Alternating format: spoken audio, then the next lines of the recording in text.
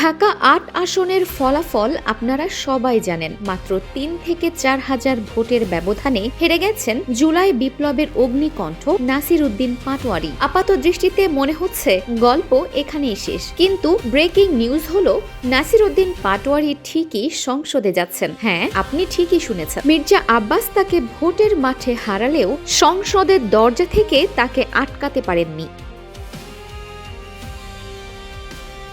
কিভাবে সম্ভব হলো এই অসাধ্য সাধন? কারণ নির্বাচনে শুধু এমপি নির্বাচনই হয়নি, হয়েছে সেই ঐতিহাসিক গণভোট। এই গণভোটে দেশের মানুষ হ্যাঁকে জয়যুক্ত করেছে। এই হ্যাঁ ভোটের মাধ্যমেই নাসির উদ্দিনের জন্য খুলে গেছে এক নতুন দিগন্ত। ব্যালটে হারলেও তিনি আজ বিজয়ী। জুলাই সনদের এই হ্যাঁ জয়ের ফলে বাংলাদেশের সংবিধানে যুক্ত হয়েছে উচ্চকক্ষ বা আপার হাউস। এতদিন আমরা শুধু ৩০০ আসনের সংসদ সদস্য দেখেছি, কিন্তু এখন থেকে কাঠামো ভিন্ন।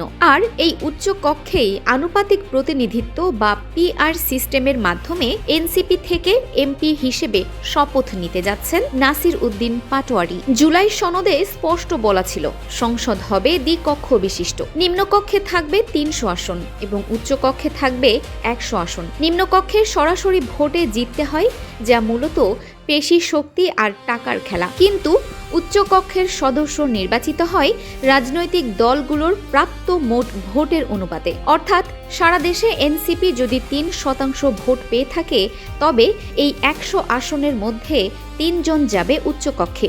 এই অনুপাতের ভিত্তিতেই এনসিপির শীর্ষ নেতা হিসেবে নাসির উদ্দিন পাটোয়ারি উচ্চকক্ষে যাচ্ছেন। প্রথমে ঢাকা ৮ আসনের ব্যাটেল ফিল্ডের দিকে একটু তাকানো যাক।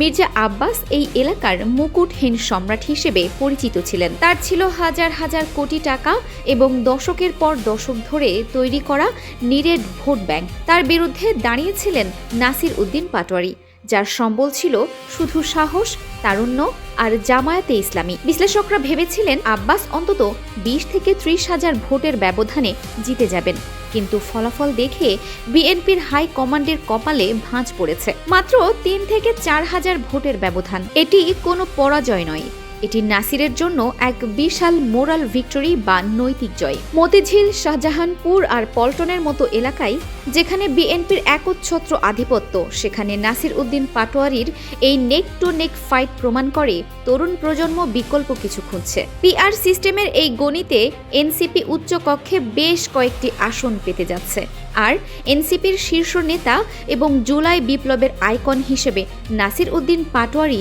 সেই তালিকার ১ নম্বরে আছেন। সুতরাং নিম্নকক্ষে থাকবেন মির্জা আব্বাস, কিন্তু উচ্চকক্ষে থাকতে যাচ্ছেন নাসির উদ্দিন পাটোয়ারি।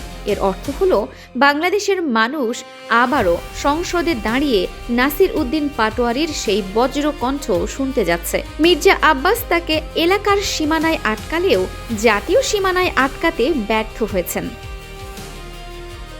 Arifin Farha, DSK TV।